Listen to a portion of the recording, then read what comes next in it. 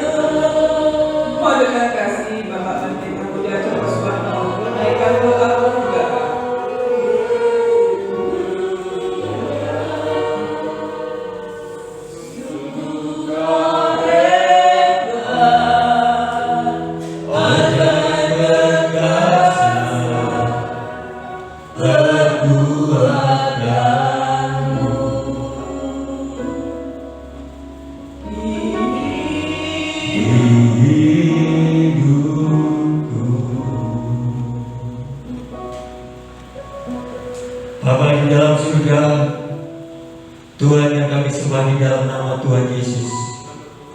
Terima kasih Tuhan. Engkau adalah Allah yang ajaib. Engkau adalah Allah yang perkasa. Pagi hari ini Tuhan, kami ingin memuji, menyembah, memuliakan nama-Mu. Karena hanya Engkau Allah yang layak dipuji dan disembah. Hanya Engkau Allah yang layak ditinggikan. Terpujilah nama-Mu Tuhan, terima kasih. Disebabnya Tuhan, sebelum lebih jauh kami beribadah kepada-Mu, memuji dan menyembah Engkau Tuhan. Suci kuduskan hidup kami. Ampuni segala dosa dan kesalahan kami, agar ibadah dan perbuatan kami di dalam pelayanan kami berkenan di hadapan Engkau Tuhan. Kami serahkan Tuhan segenap pelayan-pelayan-Mu yang melayani pada pagi hari ini dalam tangan kuasa-Mu. Segenap pemain musik, pemimpin pujian, singer, petugas LCD, guru paduan suara, penerima tamu, hamba-Mu yang akan Tuhan berdoa syafaat kepada Engkau, dan bagi hamba-Mu yang akan menyampaikan kebenaran firman-Mu. Di dalam nama Yesus, suci kuduskan Tuhan, supaya pelayanan kami berkenan di hadapan Engkau ya Bapa. Terpujilah nama-Mu Tuhan, terima kasih. Kami serahkan Tuhan pelayanan Bapak Pendeta Cornelius yang saat ini ada di gereja Babatan, serta ingin berkati Tuhan, seperti memberkati kami pada pagi hari ini di tempat ini Tuhan. Kami serahkan Tuhan juga segenap sidang jemaat-Mu yang pada pagi hari ini belum hadir di tempat ini, yang masih ada di perjalanan Kau tuntun sampai tiba di tempat ini dengan selamat. Yang masih ada di rumah, berikan hati yang rindu, hati yang mengasihi Engkau Tuhan, sehingga mereka Tuhan dapat hadir mempersiapkan diri untuk beribadah pada pagi hari ini. Tuhan, kami serahkan segenap ibadah kami ini dari awal ke akhirnya dalam bimbingan penyertaan-Mu. Kiranya Kau hadir tengah-tengah kami lewat kuasa Roh Kudus-Mu Tuhan, menyertai dan memberkati ibadah pada pagi hari ini, sehingga kami seluruh jemaat-Mu Tuhan boleh merasakan berkat yang daripada Engkau Tuhan. Terima kasih, terpujilah nama-Mu Tuhan, terima kasih. Di saat kami beribadah Tuhan, kami serahkan segala kuasa roh jahat, roh setan yang ingin mengganggu ibadah kami. Kami berseru bersatu bersama sidang jemaat-Mu. Di dalam nama Yesus, kami usirkan keluar dari tempat ini, dan kami akan mengundang kuasa Allah hadir di tengah-tengah kami, memimpin, menyertai, dan memberkati ibadah kami pada pagi hari ini. Terima kasih Tuhan, terima kasih. Di dalam nama Tuhan Yesus Kristus kami buka ibadah pada pagi hari ini. Terima kasih. Haleluya. Amin. Haleluya, puji nama Tuhan. Bapak Ibu yang dikasih Tuhan, kita semua yang ada di sini adalah umat-umat pilihan Allah, dan kita yakin dan percaya bahwa Tuhanlah satu-satunya milik kita, baik di bumi dan di surga. Kita akan pujikan pujian Allah sumber kuatku, tiada yang lain yang kita ingini, hanya untuk meninggikan nama Tuhan. Kita sama-sama bersuka cita. Haleluya.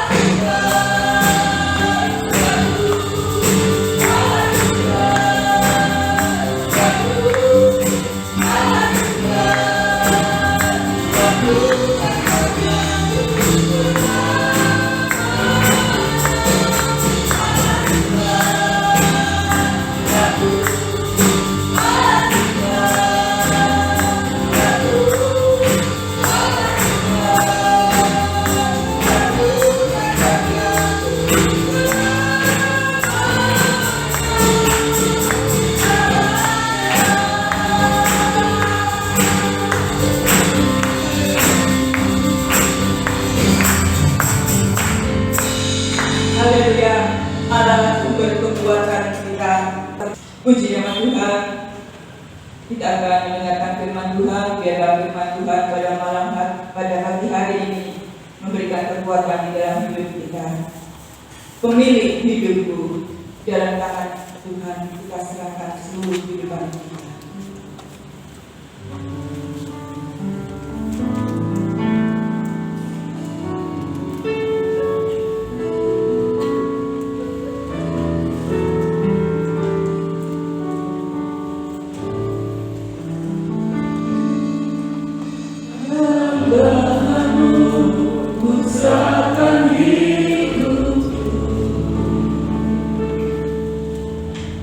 Taruh penuh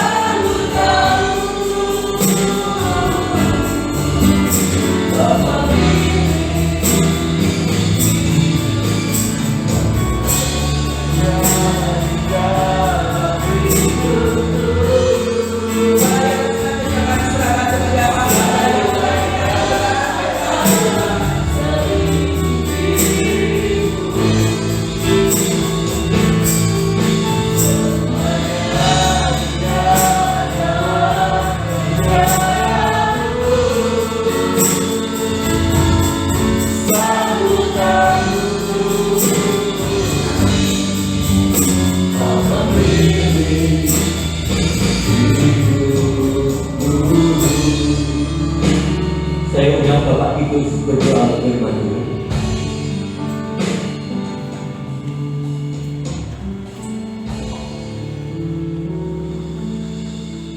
Bersyukur Tuhan kesempatan pagi hari ini atas karya-Mu, atas kemurahan-Mu yang Engkau nyatakan dalam kehidupan kami Tuhan. Tuhan, kami boleh ada, kami boleh Tuhan berkumpul di tempat ini untuk memuji dan mempermuliakan nama-Mu Tuhan. Pujian sudah kami naikkan kepada-Mu, biarlah boleh menjadi persembahan yang harum dan setia di hadapan-Mu Tuhan. Boleh menyenangkan hati-Mu Tuhan. Tiba saatnya kami akan mendengarkan firman-Mu, kuasai hati pikiran kami. Oh Tuhan, biarlah kami boleh fokus Tuhan untuk mendengarkan. Oh Tuhan, untuk Yesus melakukan akan kebenaran firman-Mu ya Bapa. Tuhan, siapkan hati pikiran kami. Oh Tuhan, kami juga serahkan Tuhan terlebih hamba-Mu yang akan menyampaikan kebenaran firman-Mu. Kuasai, berikan hikmat-Mu Tuhan, biar apa yang disampaikan kepada kami Tuhan dirasa isi hati-Mu Tuhan, boleh menjadi Tuhan kekuatan di dalam kerohanian kami ya Bapa. Terima kasih Tuhan. Jika ada kuasa-kuasa yang masih mengganggu konsentrasi kami dalam menyampaikan firman-Mu, kami bersatu hati di dalam nama Tuhan Yesus.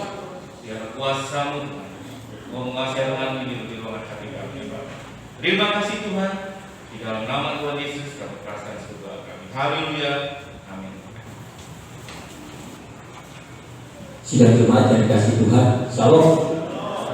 Puji Tuhan. Marilah pada pagi hari ini kita terus mengisi jiwa kita dengan firman Tuhan yang sanggup menuntut di dalam perjalanan kita menghadapi dunia yang semakin hari semakin jahat ini. Firman Tuhan pagi ini saya berikan tema yang diberi tanda. Kita akan melihat di dalam membaca di dalam kitab Yeskiel pasal 9 ayat 1 sampai 11. Dia agak panjang.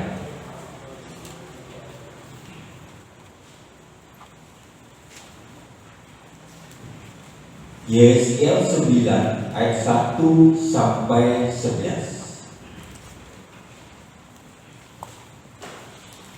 Ya. Agak sulit nyari Yeskiel 1 ya, kalau jawab semua ya, 9 ayat 1. Lalu aku mendengar dia berseru dengan suara yang nyaring, maju kemari, hai yang harus menjalankan hukuman atas kota ini, masing-masing dengan alat pemusnah di tangannya. Lihat, 6 orang laki-laki datang dari jurusan pintu gerbang atas yang menghadap ke utara, masing-masing dengan alat pemukul di tangannya. Dan 1 orang di antara mereka berpakaian lena, dan di sisinya terdapat suatu alat penulis. Mereka ini masuk dan diberi dan berdiri di samping mezbah tembaga. Pada saat itu kemuliaan Allah Israel sudah terangkat dari atas tempatnya semula ke atas nama pintu bait suci, dan dia memanggil orang yang berpakaian lena dan yang mempunyai alat penulis di sisinya.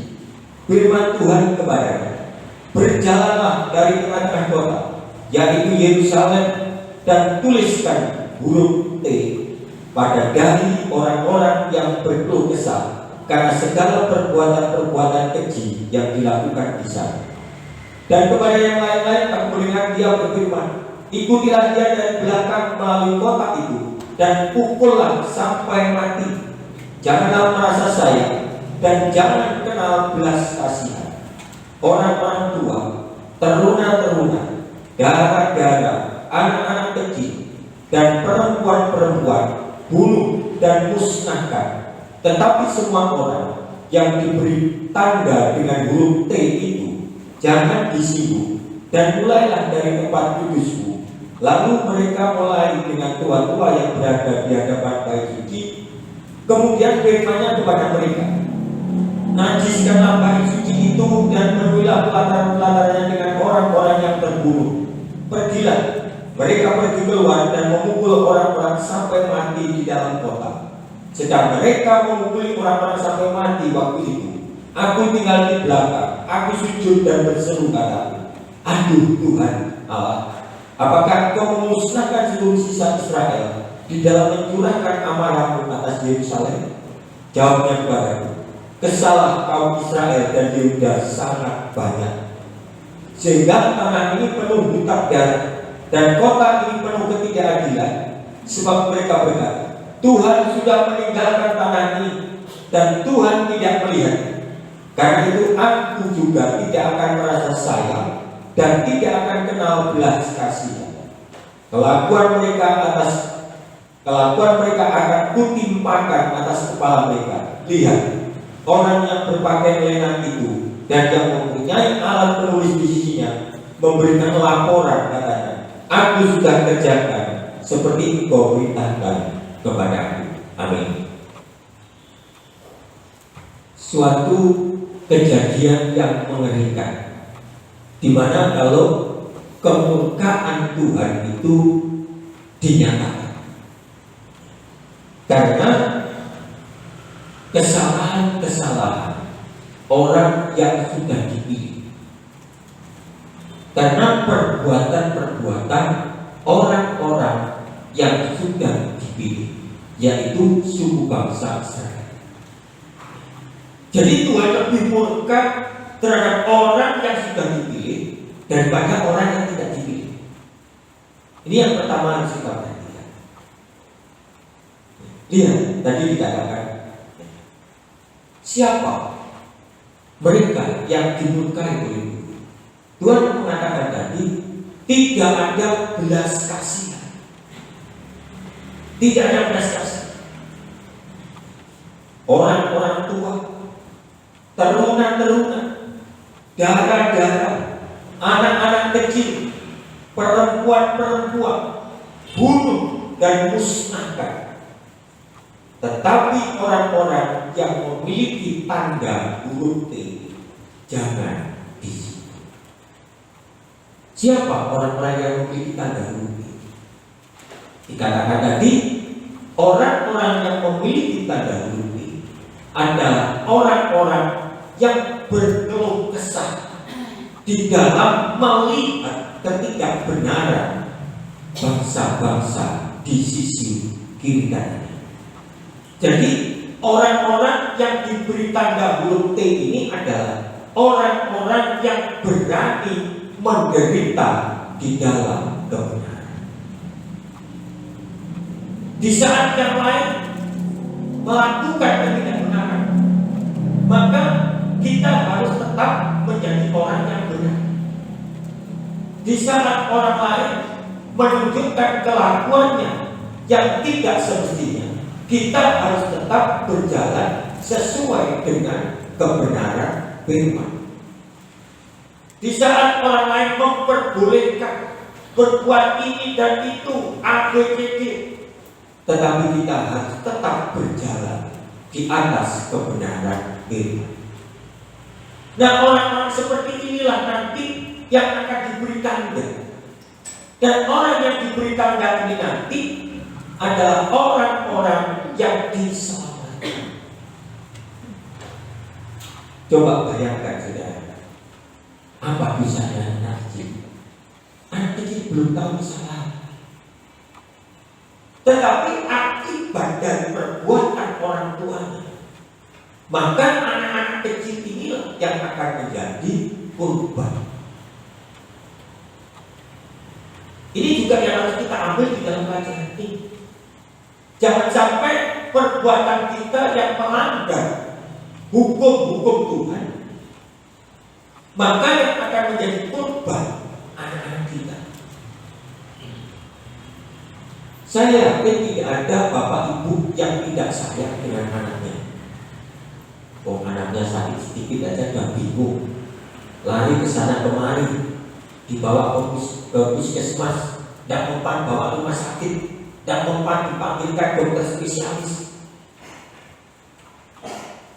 Itu kalau melihat sesuatu yang sengaja diperlihatkan, yaitu tentang sakit penyakit yang bisa mengancam kematian. Bagaimana di saat kita sebagai orang tua diperhadapkan terhadap sesuatu yang tidak kelihatan akibat dari perbuatan orang tua? Gak kelihatan. Akibatnya gak kelihatan. Kejadiannya gak kelihatan.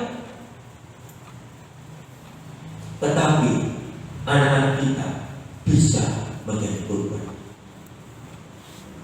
Nah, mari pelajaran di dalam Yeskiel ini bisa meneladani kehidupan kita seluruh setiap jemaat kecil, supaya kita lebih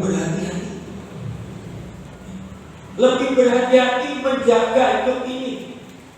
Apalagi yang sudah menjadi bapak ibu, sudah menjadi orang tua, memiliki tanggung jawab yang besar, termasuk anak-anak kita.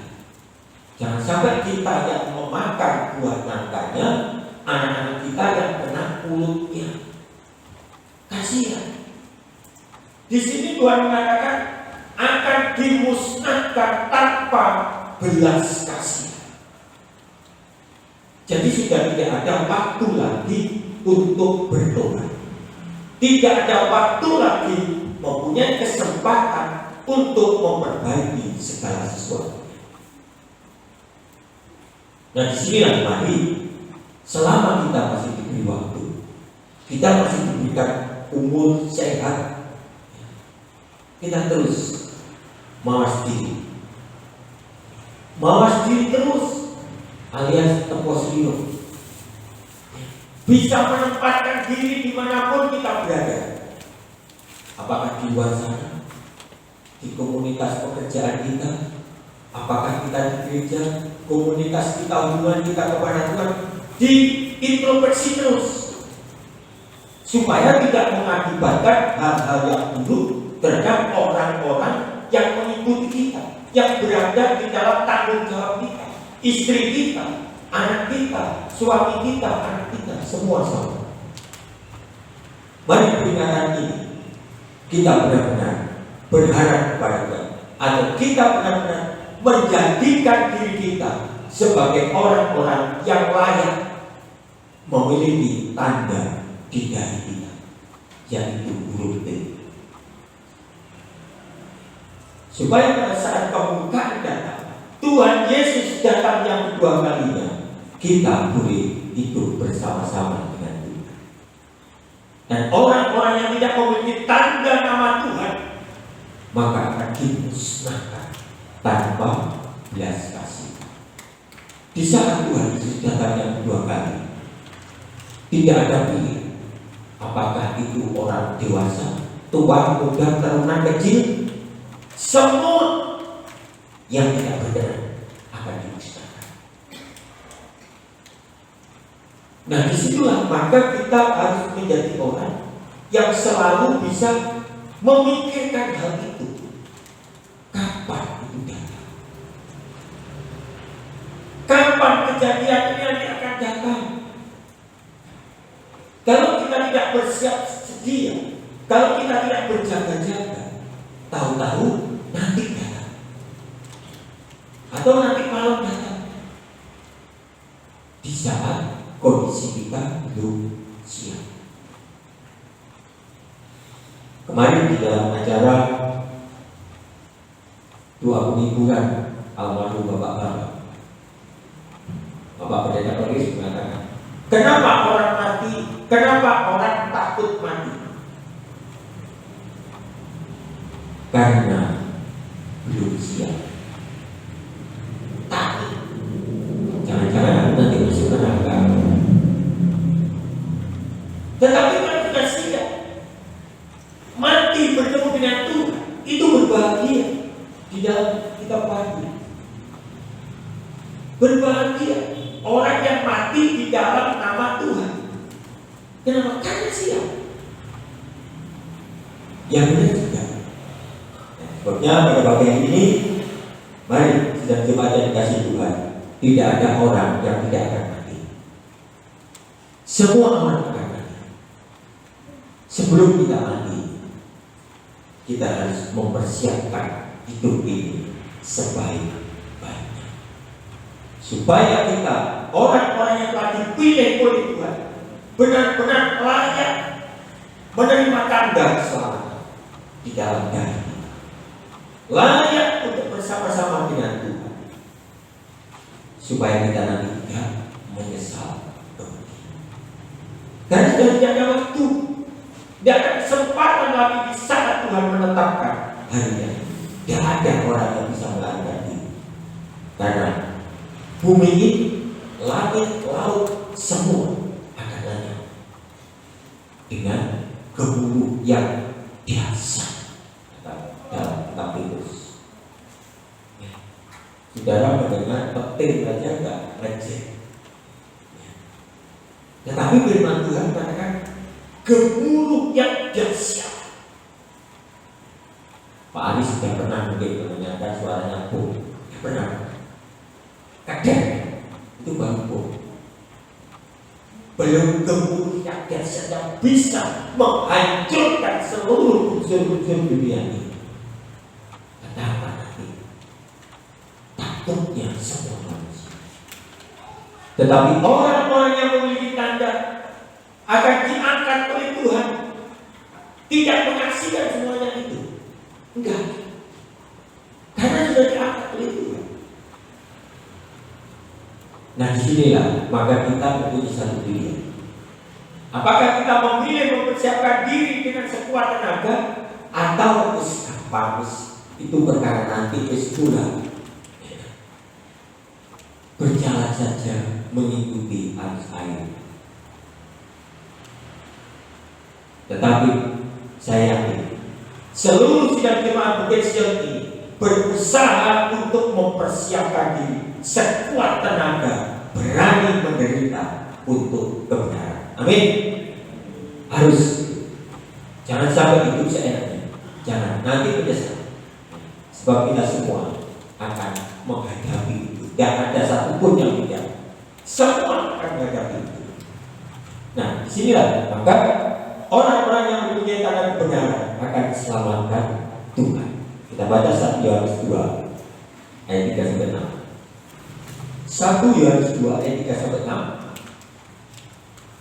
Dan inilah tandanya bahwa kita mengenal Allah, yaitu jikalau kita menuruti perintah-perintahnya. Barang siapa berkata, aku mengenal dia, tetapi ia tidak menuruti perintahnya, ia adalah seorang pendusta, dan di dalamnya tidak ada kebenaran. Tetapi barang siapa menuruti firman-Nya, di dalam orang itu sungguh sudah sempurna kasih Allah. Dengan itulah kita ketahui bahwa kita ada di dalam Dia. Barang siapa mengatakan bahwa ia ada di dalam Dia, ia wajib hidup sama seperti Kristus telah hidup. Mari kita baca lagi ayat 6 bersama-sama. Ayat 6 ya. Kita baca bersama. 2, 3, 1. Barang siapa mengatakan bahwa ia ada di dalam Dia, ia wajib hidup sama seperti Kristus telah hidup. Yang tidak bisa kita hindari adalah kata-kata wajib. Wajib itu kalau dilanggar itu ada hukumannya. Tetapi kalau wajib itu dilaksanakan ada reward. Tergantung kita pilih yang mana. Kalau kita ingin memiliki tanda di dalam ayat 3 kan, maka kewajiban kita adalah hidup sama seperti Kristus telah hidup. Apa arti hidup sama seperti Kristus telah hidup? Di dalam ayat 3 sudah dijelaskan, yaitu menuruti perintah-perintahnya. Pada saat Tuhan Yesus hidup, Dia hidup di dunia, posisinya sebagai manusia. Posisinya sebagai manusia yang harus taat menuruti perintah Bapa untuk mati. Jadi kalau disimpulkan wajib hidup sama seperti Kristus, kalau disimpulkan satu kata adalah taat.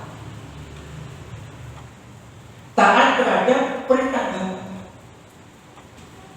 Nah, disitulah dijabarkan taat kepada Bapa itu kalau diterapkan di dalam hidup kita, yaitu kita harus menuruti perintah-perintahnya, bukan satu perintah, perintah-perintahnya. Berarti semua perintah dari firman yang ada di dalam kitab ini. Itulah kalau kita ingin memiliki tanda keselamatan.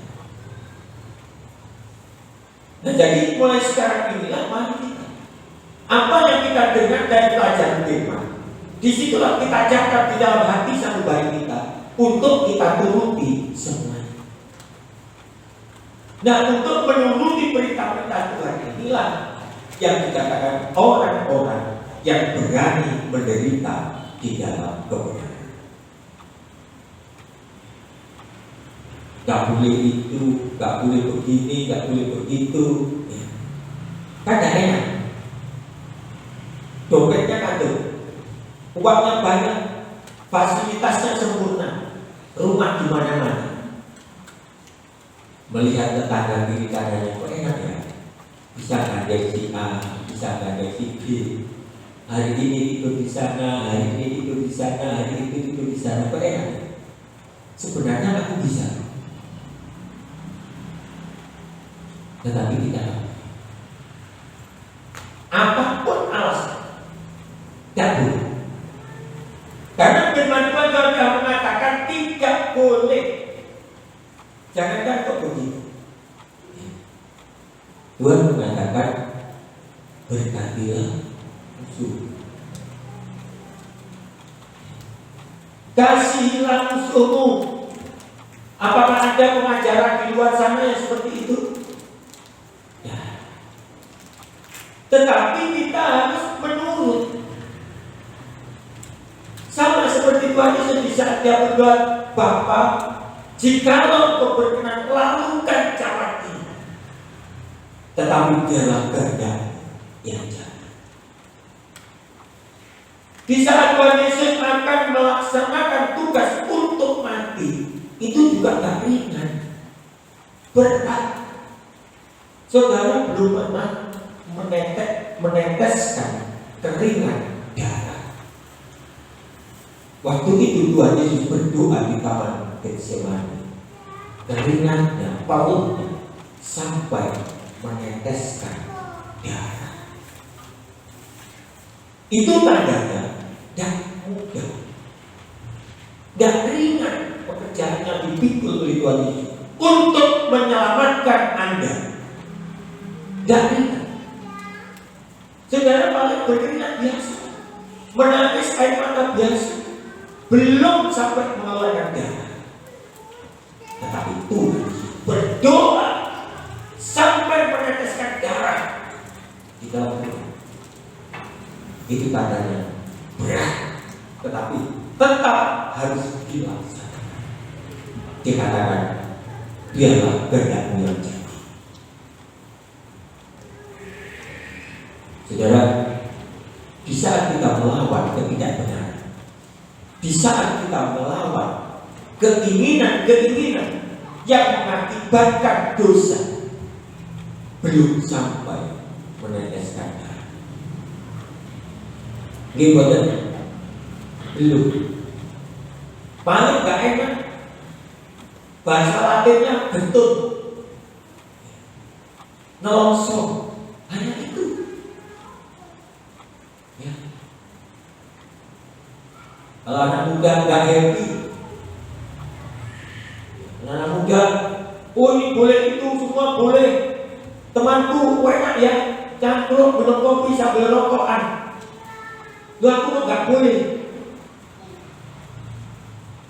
Silahkan kalau saudara ingin melanggar. Tapi inilah Tuhan. Saya katakan tegas. Silahkan kalau mau melanggar. Tuhan tidak memaksa. Tuhan memberikan pilihan. Enak ya? Cangkruk di kopi, di kafe, sambil rokokan. Tapi gak boleh. Ya inilah kalau ingin memilihkan. Dan yang lain-lain banyak sekali yang harus kita singkirkan. Dan kita harus tetap menjadi kereta yang berjalan di atas rel. sampai kepada stasiun yang kita tuju. Sebab kalau kereta itu keluar dari rel akan binasa. Saudara sudah tahu kalau ada kereta yang hancur dari relnya pasti menelan korban banyak. Begitu juga jika hidup kita keluar dari perintah-perintahnya, melanggar perintah-perintah, maka konsekuensi akibatnya yaitu binasa. Ini yang harus kita jaga.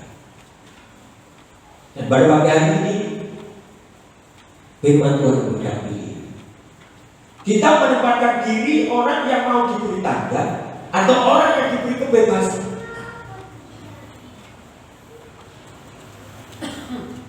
Maka nanti akan ada juru penulis yang akan memilih. Dan di belakang juru penulis ada orang-orang yang membawa alat untuk memusnahkan tanpa belas kasih. Kalau sekarang masih zaman anugerah, zaman belas kasihan. Kita salah diingatkan, kita salah diluruskan, kita salah masih dikasihi, masih enak, gak sampai celaka. Tetapi kalau kita sudah dibiarkan, dikata-kata di bait Allah sudah dinajiskan, sudah tidak ada nasihat lagi. Disitulah kita mulai berbahaya. Nah, puji Tuhan. Tadi dikatakan, barang siapa berkata aku mengenal dia tetapi tidak menuruti perintahnya di dalam ayat 4, ia adalah seorang pendusta. Keluar masuk gereja, tetapi masih hidup di dalam pelanggaran. Itu disamakan sebagai pendusta. Di dalam kitab Wahyu 21 ayat 8, pendusta itu tidak masuk di dalam kerajaan surga. Nanti PR dalam baca di rumah, Wahyu 21 ayat 8. Pendusta itu tidak masuk di dalam kerajaan surga. Nah, di sini dijelaskan bahwa barang siapa mengaku mengenal dia, keluar masuk gereja, melayani sebagainya dan sebagainya, tetapi tidak menurut perintahnya, melanggar perintahnya, maka kita disebut sebagai pendusta. Puji Tuhan. Saya tidak percaya jemaat di tempat ini adalah jemaat yang suka dinasihati, yang suka diajar, yang suka untuk diajar berbuat kebenaran. Biarlah pada pagi hari ini firman Tuhan itu tidak berlalu begitu saja, tetapi tertanam di dalam jiwa, hati dan pikiran kita untuk berubah sesuai dengan kebenaran firman Tuhan yang kita terima pada pagi hari, termasuk saya sendiri. Apalah untungnya kalau saya mengajar tetapi saya sendiri gak menurut perintahnya? Wah, itu yang lebih celaka lagi. Untuk itu mari bersama-sama.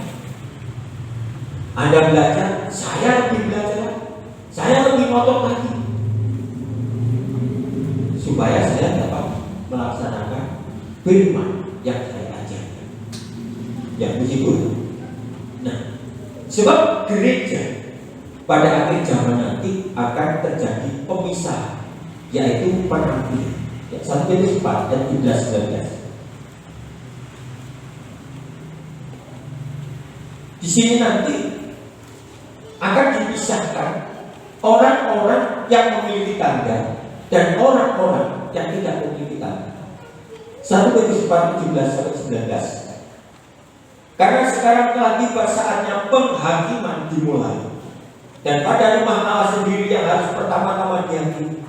Dan jika penghakiman itu dimulai padanya, bagaimanakah kesudahnya dengan mereka yang tidak percaya pada Injil Allah? Dan jika orang benar hampir tidak diselamatkan, Apakah yang akan terjadi dengan orang fasik dan orang berdosa? Karena itu, baiklah juga mereka yang harus menderita karena kehendak Allah, menyerahkan jiwanya dengan selalu berbuat baik kepada Pencipta yang setia. Sekarang inilah mulai penghakiman itu dilaksanakan. Siapa yang akan dipisahkan lebih dahulu? Siapa yang akan dinilai dulu oleh juru penulis? Yaitu orang-orang yang berada di dalam bait Allah. Kalau orang-orang di luar itu gampang, tidak usah dipilih. Karena mereka bukan orang pilih, nggak usah dipisahkan. Nanti yang dipisahkan itu orang-orang yang ada di dalam bait Allah.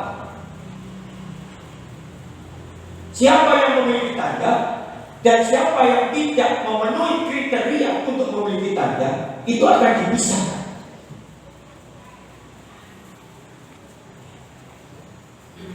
Nah, ini sebabnya dikatakan, mari kita bersiap sedia untuk bekerja, katakan tadi.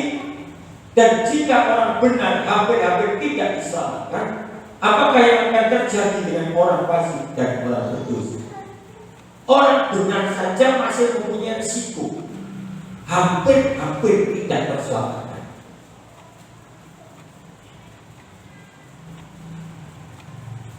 Jadi harus lebih keras. Sehingga di dalam ayat 14 itulah kesimpulannya. Karena itu, ini harus tanggung jawab kita. Karena itu baiklah kita mereka harus menderita karena kehendak Allah. Berani menderita karena kehendak Allah. Apa Pak kehendak Allah itu?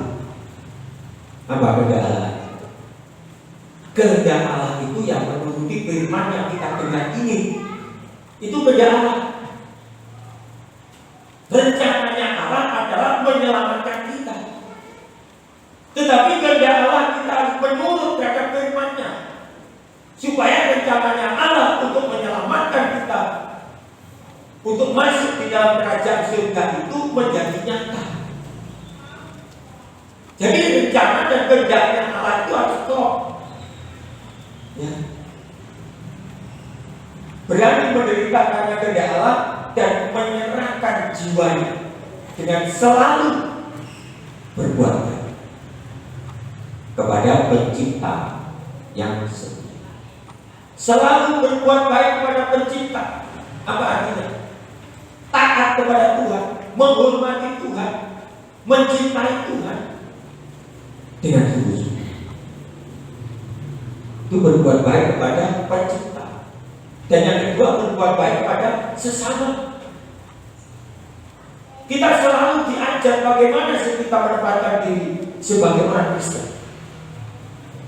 Harus menjadi terang. Menjadi terang itu berarti harus terbakar lilitnya, menderita, tubuhnya harus terbakar supaya bisa mengeluarkan terang, supaya bisa menerangi kegelapan. Kalau tubuhnya lilin itu tidak meleleh, gak bisa ada terang. Kalau tak berani menderita, maka kebenaran itu gak akan terjadi. Maka kita tidak akan menjadi berkat di sana, di luar sana. Tujuannya kita beribadah pertama, memang kita harus setia kepada Sang Pencipta. Itu yang pertama. Dan yang kedua, harus menjadi berkat untuk sesama. Itulah tujuannya kita beribadah. Diajar berani menderita. Gak boleh ini, gak boleh itu, gak boleh demikian. Tujuannya apa? Menampilkan hidupnya Kristus tadi. Wajib hidup sama seperti Kristus telah itu. Tuhan Yesus bergaul dengan orang-orang berdosa. Tuhan lebih suka bergaul dengan orang-orang berdosa, tetapi tidak pernah berdosa. Dan bahkan Tuhan Yesus disinggung oleh ahli Taurat karena disitu bergaul dengan perempuan yang sedang berzina. Tetapi Tuhan Yesus tidak pernah berzina. Tuhan Yesus masuk di dalam rumah pemungut cukai. Tetapi Tuhan Yesus gak pernah korupsi. Tuhan Yesus gak pernah melanggar. Tetap hidup dalam kebenaran. Tuhan Yesus ada di mana-mana. Justru Tuhan Yesus bergaul dengan orang berdosa untuk menerangi kegelapan, untuk melepaskan dosa-dosa orang yang bergaul dengan dia. Nah, bagaimana bisa kita bergaul dengan orang berdosa? Kita tidak boleh terpengaruh, tetapi kita harus menjadi pengaruh di dalam kebenaran. Jadi pengaruh. Nah, disitulah yang dikatakan menderita untuk kebenaran. Memang menderita untuk kebenaran itu tidak enak, namanya menderita. Sebabnya di dalam Yakobus 1 ayat 12, berbahagialah orang yang bertahan di dalam pencobaan, sebab apabila ia sudah tahan uji, maka ia akan menerima mahkota kehidupan. Hadiahnya gak main-main. Mahkota kehidupan yang akan membawa manusia itu masuk di dalam kerajaan surga. Yakobus pasal 1 ayat 12. Berbahagialah. Jadi kalau kita terus mengingat firman, itu kita isi di dalam hati kita, maka yang keluar nanti adalah kekuatan firman. Di saat kita dan saudara, saya dan saudara melaksanakan firman Tuhan, maka kekuatan kita tidak sendiri. Ada kuasa Roh Kudus yang akan memberikan kekuatan. Jangan takut. Memang sulit menderita, tetapi kenapa Yakobus 1 ayat 12 mengatakan berbahagia? Kenapa? Kenapa firman Tuhan itu bertahan? Tetapi itu bukan pertentangan. Kitab Yakobus mengatakan berbahagia karena ada kuasa Roh Kudus yang sanggup memberikan kekuatan di saat kita berani menderita untuk kebenaran. Maka mahkota kehidupan akan diberikan kepada kita sebagai hadiah untuk masuk di dalam kerajaan surga. Nah, biarlah firman Tuhan pada pagi hari ini dapat memicu pengertian kita, dapat memberikan dorongan bagi untuk lebih maju lagi. Jiwa kita kekristenan kita lebih semangat, lebih maju lagi. Esok hari harus lebih baik daripada hari ini. Maka disitulah nanti cita-cita kita untuk masuk surga akan menjadi nyata. Karena Tuhan selalu beserta dengan kita. Amin. Tuhan Yesus memberkati.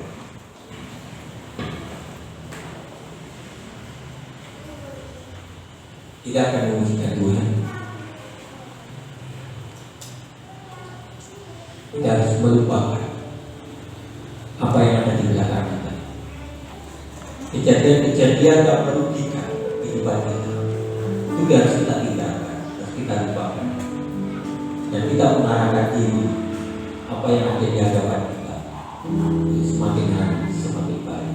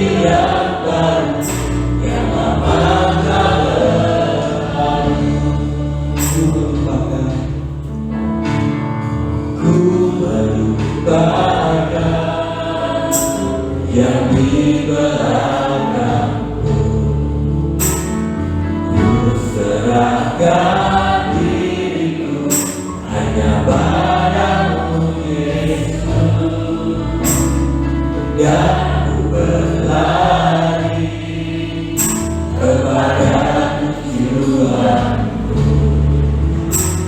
Kau beriku hari yang baru, yang lama tak berlalu.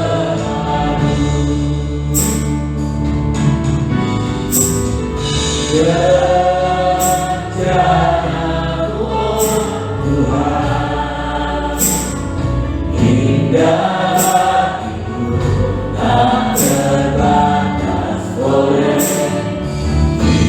pikiranku.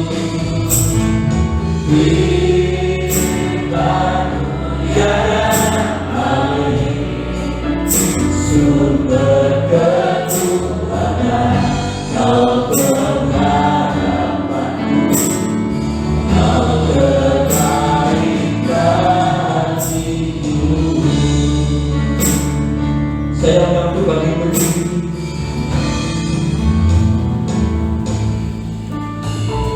Ku melupakan yang diberatkanku, ku serahkan diriku hanya padamu Yesus, dan ku berlari kepada tujuanku. Beriku hari yang baru, yang lama tak berlalu.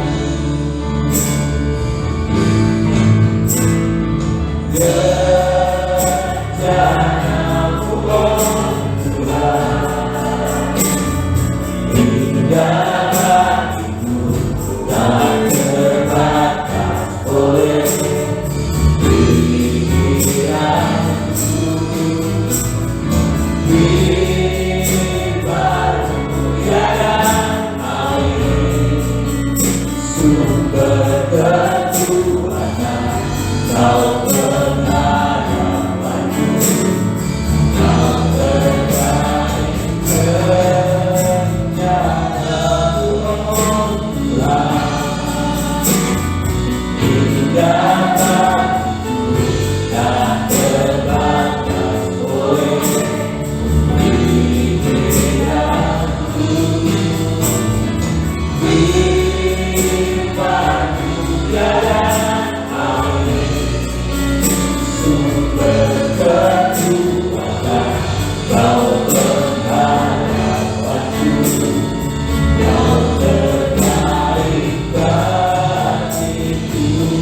Kau terbaik hatiku,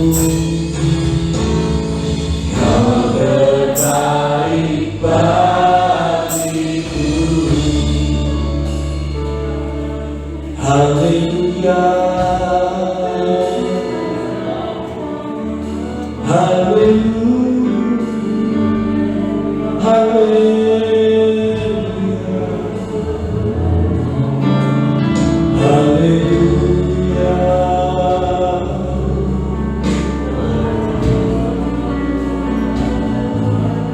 haleluya.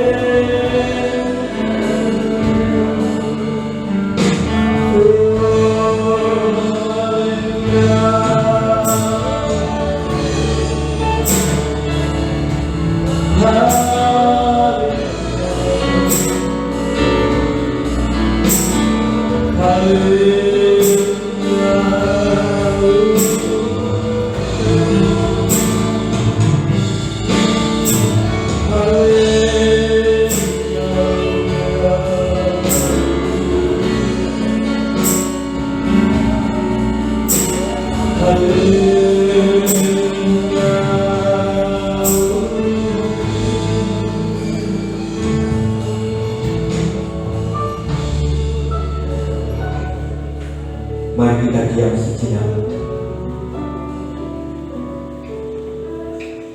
Kita melihat perkara-perkara yang ada di belakang kita, perbuatan-perbuatan yang ada di belakang kita.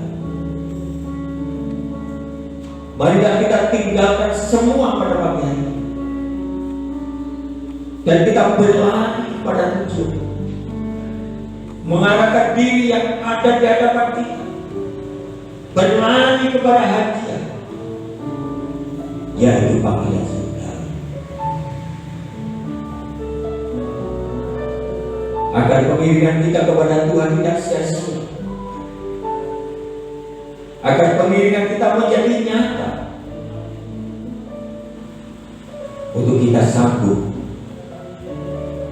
menjadi orang-orang yang layak menerima tanda keselamatan sampai pada hari kesudahan.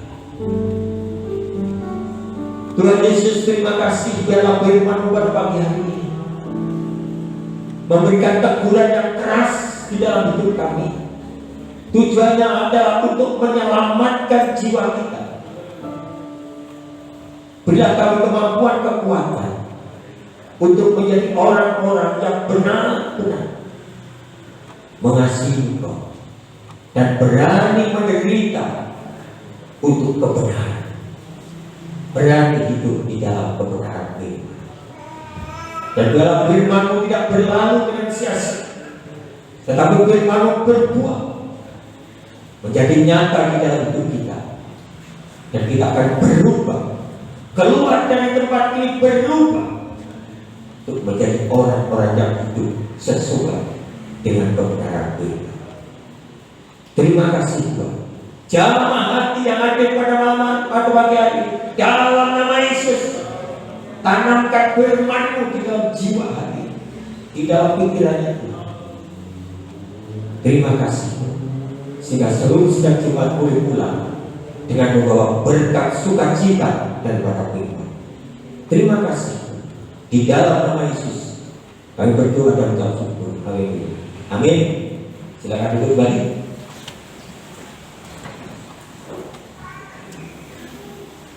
Pengumuman warta gereja, kita nanti berdoa untuk saudara atau Bapak Andika karena nenek dari istrinya saudara Debbie dipanggil Tuhan. Jadi kita berdoa untuk mereka yang sudah ditinggalkan supaya memperoleh kekuatan dan penghiburan oleh kuasa Roh Kudus. Dan ibadah akan berjalan seperti biasa, Minggu, Senin doa jam 5:30, Selasa ada ibadah kapanita, Rabu ada WA jam 6, Jumat Pemuda jam 6:15 menit, Sabtu kembali mempersiapkan diri latihan atau suara WL dan sebagainya. Dan nanti setelah ibadah ini tetap ada sekolah minggu seperti biasa. Ada pengumuman yang lain? Jadi tidak ada. Hari ini Bapak Julius sedang berulang tahun. Apakah hadir pada pagi hari ini? Kelihatannya tidak ada. Jadi nanti diberkati pada kedatangan ibadah yang kedua. Ya, tidak ada pengumuman yang lain. Saya juga sedang coba bangkit berdiri.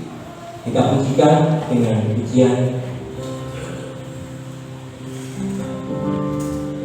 Meskipun aku berjalan di dalam tempat kegelapan, sekalipun aku berjalan di dalam tempat kegelapan,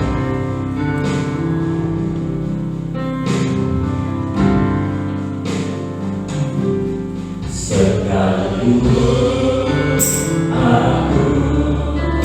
dalam tempat gelap, ku tak takut sebab Kau bersama.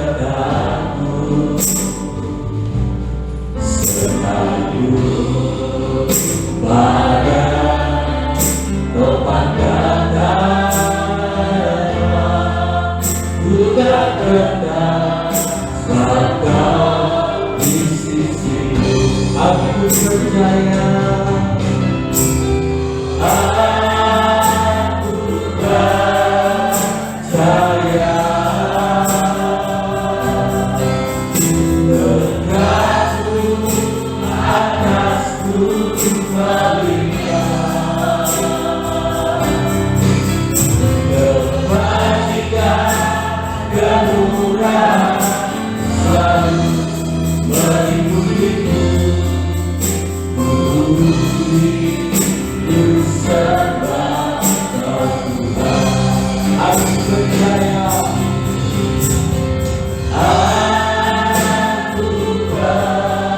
percaya,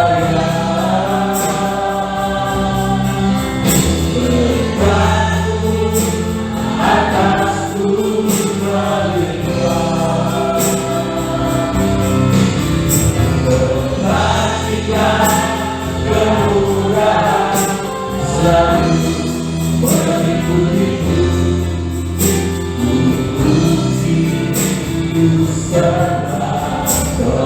Puji sembah, ku sembah Kau Tuhan. Pada akhir ibadah ini Tuhan, kami seluruh dan jemaat-Mu masih memuji dan menyembah Engkau, sebab hanya Engkaulah Allah yang layak dipuji dan disembah, Allah yang layak ditinggikan. Sebabnya Tuhan, pada pagi hari ini kami bersyukur jika kami sudah dapat melaksanakan kewajiban kami untuk beribadah kepada-Mu. Biarlah dengan firman-Nya sudah kami terima di dalam hati dan pikiran kami, dan kami laksanakan di dalam sikap kehidupan kami, agar kami mampu menjadi orang-orang yang wajib hidup sama seperti Kristus telah hidup. Tuhan, kami serahkan Tuhan pekerjaan-pekerjaan-Mu di tempat ini dalam tangan kuasa. Kami berdoa Tuhan untuk jemaat-jemaat-Mu yang saat ini sedang sakit. Kami serahkan pemulihan Ibu Gembala Sakarias, kami serahkan pemulihan Ibu Mustia, pemulihan Ibu Aminah, pemulihan Bapak Supeno, pemulihan Tuhan Ibu Sudarmiasih. Mereka membutuhkan pertolongan kuasa mujizat. Untuk itu kami bersama sedang jemaat-Mu berseru di dalam nama Yesus, jamah pulihkan oleh kuasa darah itu dan bilur-bilur-Mu yang akan memulihkan dan menyembuhkan. Tuhan, kami juga berdoa untuk jemaat-jemaat-Mu yang sudah lanjut usia. Kami serahkan Ibu Gembala Sakarias, kami serahkan Bapak Ibu Yakub, kami serahkan Bapak Ibu Sulaiman, kami serahkan Bapak Ibu Supeno, kami serahkan Bapak Ibu Sutrisno, kami serahkan Ibu Aminah, kami serahkan Bapak Ibu Yoyo, kami serahkan yang lain-lainnya tidak kami sebutkan namanya Tuhan, yang sudah lanjut usia. Berkati dengan kekuatan dan kesehatan daripada Engkau Tuhan, supaya dalam tubuh yang sehat mereka tetap dapat beribadah kepada Engkau Tuhan. Terpujilah nama-Mu Tuhan. Terima kasih. Kami juga menyerahkan Tuhan rencana untuk merenovasi gedung gereja ini, yang mana rangka atap gereja ini akan kami buka. Kami serahkan semua di dalam rencana dan kehendak Tuhan. Kiranya Kau menyertai dan memberkati dengan segala sesuatu, biaya-biaya yang kami butuhkan, orang-orang yang akan bercampur tangan di dalam proyek ini. Kau menyertai dan memberkati Tuhan. Terima kasih Tuhan, terima kasih Tuhan. Kami berdoa untuk anak kami Yusuf bersama anak kami Tias yang pada tanggal 13 Agustus nanti akan menikah. Kiranya Kau menyertai, memberkati, berkati dengan segala sesuatunya yang dibutuhkan, acara-acara Tuhan, semuanya kami serahkan di dalam tangan kuasa. Kiranya Kau menyertai dan memberkati Tuhan. Berikan kekuatan dan kesehatan senantiasa Tuhan. Terima kasih, terpujilah nama-Mu Tuhan. Terima kasih. Kami juga berdoa Tuhan Yesus untuk keluarga saudari Andika dan Debbie yang telah ditinggal pergi oleh nenek terkasihnya. Biarlah Kau memberikan penghiburan, kekuatan, ketabahan, bahkan Roh Kudus Tuhan yang akan memberikan penghiburan Tuhan. Terpujilah nama-Mu Tuhan. Terima kasih. Kami juga berdoa untuk Bapak Pendeta Cornelius yang saat ini melayani di Gereja Babatan, untuk juga akan menyertai perjalanan pulang sampai di Mojokerto dengan selamat. Terpujilah nama-Mu Tuhan Yesus. Terima kasih Tuhan. Kami berdoa untuk seluruh sidang jemaat-Mu Tuhan, dimanapun mereka berada. Jadikan mereka terang-terang-Mu Tuhan. Jadikan mereka jemaat-jemaat yang menjadi berkat bagi sesamanya Tuhan, dapat menampakkan dirinya sebagai Kristus yang dapat dibaca oleh semua orang Tuhan, sehingga nama-Mu dipuji dan dimuliakan. Untuk sidang jemaat-Mu Tuhan, mereka yang kekurangan yang Kau sertai dan berkati, yang susah Kau berikan penghiburan, yang tidak mempunyai pekerjaan Kau berikan pekerjaan sesuai dengan kehendak-Mu Tuhan, sehingga seluruh sidang jemaat-Mu Tuhan mendapatkan pertolongan daripada Engkau.